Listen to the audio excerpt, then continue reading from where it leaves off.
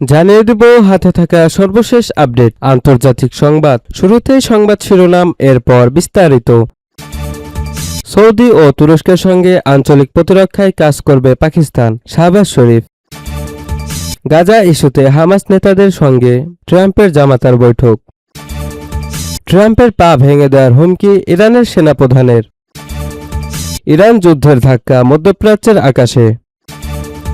Saudi ও তুরস্কের সঙ্গে আঞ্চলিক প্রতিরক্ষায় কাজ করবে পাকিস্তান, শাহবাজ শরীফ। সৌদি আরব ও তুরস্কের সঙ্গে সমন্বয় করে নিজেদের পাশাপাশি পুরো অঞ্চলের নিরাপত্তা ও প্রতিরক্ষা নিশ্চিত করতে গঠনমূলক ভূমিকা রাখবে পাকিস্তান। সোমবার 17 আগস্ট একথা জানিয়েছে দেশটির প্রধানমন্ত্রী শাহবাজ শরীফ। মক্কা যৌথ প্রতিরক্ষা চুক্তি স্বাক্ষরের প্রতি যুক্তরাষ্ট্রের প্রেসিডেন্ট ডোনাল্ড ট্রাম্পের সমর্থনকে স্বাগত জানিয়ে এক বিবৃতিতে শাহবাজ শরীফ বলেন, চুক্তিটির প্রতি ট্রাম্পের সমর্থনের জন্য তিনি গভীরভাবে কৃতজ্ঞ। তিনি বলেন, ভ্রাতৃপ্রতিম সৌদি আরব ও তুরস্কের সঙ্গে পাকিস্তানের নিজেদের দেশ এবং পুরো অঞ্চলের প্রতিরক্ষা নিশ্চিত করতে গঠনমূলক ভূমিকা পালন করে যাবে। গত 7 আগস্ট পবিত্র মক্কা নগরীতে সৌদি আরব, তুরস্ক ও পাকিস্তান মক্কা যৌথ প্রতিরক্ষা চুক্তিতে সই করে। এর মাধ্যমে 3 দেশের মধ্যে প্রতিরক্ষা সহযোগিতা আরও জোরদার করার উদ্যোগ নেওয়া হয়েছে। চুক্তিটিকে স্বাগত জানিয়েছেন মার্কিন প্রেসিডেন্ট ডোনাল্ড ট্রাম্পও। তিনি সৌদি আরব, তুরস্ক ও পাকিস্তানের মধ্যে প্রতিরক্ষা সহযোগিতা জোরদারের এই উদ্যোগকে বড় সাহসী ও গুরুত্বপূর্ণ প্রথম পদক্ষেপ হিসেবে উল্লেখ করেছেন। একই সঙ্গে 3 দেশের যৌথ প্রতিরক্ষা সক্ষমতা আরও বাড়ানোর প্রতিও সমর্থন জানিয়েছেন ট্রাম্প।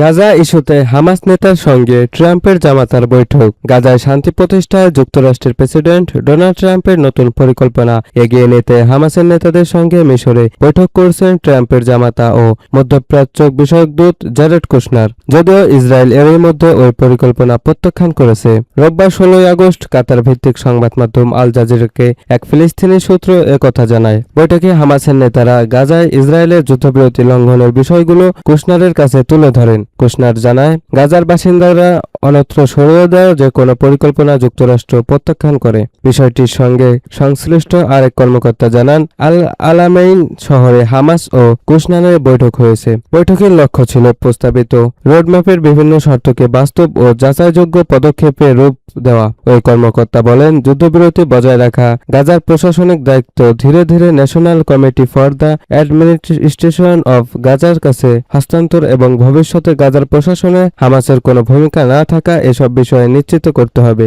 তিনি আরও বলেন, হামাসকে গাজার শাসন ক্ষমতা, সব অস্ত্র ও সামরিক অবকাঠামো ছেড়ে দিতে হবে। গাজা যেন আর কখনো ইসরায়েলের জন্য সন্ত্রাসের উৎস না হয় সেটিও নিশ্চিত করতে হবে। বৈঠকে হামাসের রাজনৈতিক নেতা খলিল আল হাইয়া উপস্থিত ছিলেন। মার্কিন সংবাদ মাধ্যম এক্সিওসের প্রতিবেদনে বলা হয়েছে, বৈঠকে মিশরের গোয়েন্দা প্রধান হাসান রাশাদ, কাতারের কূটনৈতিক আলী আল থাওয়াদি এবং তুরস্কের একজন জ্যেষ্ঠ কর্মকর্তাও ছিলেন। কুশনারের সঙ্গে বৈঠক অব পিস এর দূত নিকোলাই ভ্লাদেভনভ এবং বোর্ডটির সদস্য সাবেক ব্রিটিশ প্রধানমন্ত্রী টনি ব্লেয়ারও বৈঠকের অংশ নেন।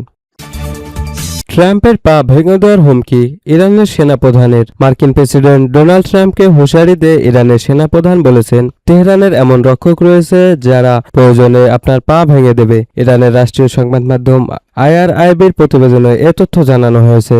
প্রতিবেদনে বলা হয়েছে, হরমুজ প্রণালী নিয়ে মার্কিন প্রেসিডেন্ট ডোনাল্ড ট্রাম্পের মন্তব্যের কড়া সমালোচনা করেছেন ইরানের সেনাপ্রধান মেজর জেনারেল আমির হাতামি। হাতামি বলেন, হরমুজ প্রণালী নিয়ে এ ধরনের মন্তব্যকে হালকাভাবে নেওয়া বড় ভুল। ইরানের এমন রক্ষক রয়েছে যারা প্রয়োজনে আপনার পা ভেঙে দেবে। তিনি আরও দাবি করেন, মার্কিন বাহিনীকে কার্যত ওই অঞ্চল থেকে সরিয়ে দেওয়া হয়েছে। এখন পারস্য উপসাগর, ওমান সাগর কিংবা হরমুজ প্রণালীতে প্রবেশের অনুমতি যুক্তরাষ্ট্রের নেই বলেও মন্তব্য করেন তিনি। ইরানের সেনাপ্রধান বলেন, ইরানের মার্কিন ঘাঁটিগুলোকে আগের অবস্থায় ফিরতে দেওয়া হবে না। ইরান কখনোই তা হতে দেবে না বলেও জানান তিনি।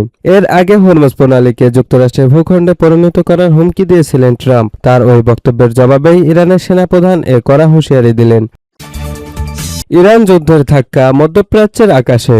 চলতি বছরের 28 ফেব্রুয়ারি হঠাৎ ইরানে হামলা চালায় যুক্তরাষ্ট্র ও ইসরায়েল। যৌথ এই হামলার জবাবে তেল আবিব উপসাগরীয় অঞ্চলে মার্কিন সামরিক ঘাঁটি লক্ষ্য করে বিশেষ করে কাতার ও সংযুক্ত আরব আমিরাতের বিভিন্ন এলাকায় পাল্টা আক্রমণ চালায় তেহরান। ইরানের হামলায় দুবাই, আবুধাবি, কুয়েত ও বাহরাইনের মতো গুরুত্বপূর্ণ আন্তর্জাতিক বিমানবন্দরও ক্ষতিগ্রস্ত হয়। নিরাপত্তার কারণে ইইউএ, কাতার, বাহরাইন ও কুয়েত নিজেদের আকাশসীমা বন্ধ করে দেয়। পরিস্থিতির কিছুটা উন্নতি হলে এক সপ্তাহ পর ধীরে ধীরে আকাশসীমা খুলে দেওয়া হয়। তবে যুদ্ধের প্রভাব এখনও মধ্যপ্রাচ্যের বিমান চলাচলে রয়েই গেছে। যাত্রী ও পণ্য পরিবহন কমেছে, ব্যক্তিগত উড়োজাহাজের ফ্লাইটও কমেছে।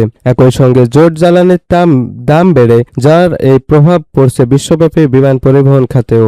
ইন্টারন্যাশনাল এয়ার ট্রান্সপোর্ট অ্যাসোসিয়েশন জুনের পূর্বাভাসে জানিয়েছে, মধ্যপ্রাচ্যের বিমান সংস্থাগুলো 2025 সালে $7.2 বিলিয়ন নেট মুনাফা করলেও 2026 সালে তাদের $4.3 বিলিয়ন নেট লোকসান হতে পারে। এমিরেটস, ইতিহাদ ও কাতার এয়ারওয়েজের মতো বড় আঞ্চলিক বিমান সংস্থাগুলো বেশিরভাগ রুটে আবারও ফ্লাইট চালু করেছে, তবে এখনো পুরোপুরি সক্ষমতায় ফিরতে পারেননি।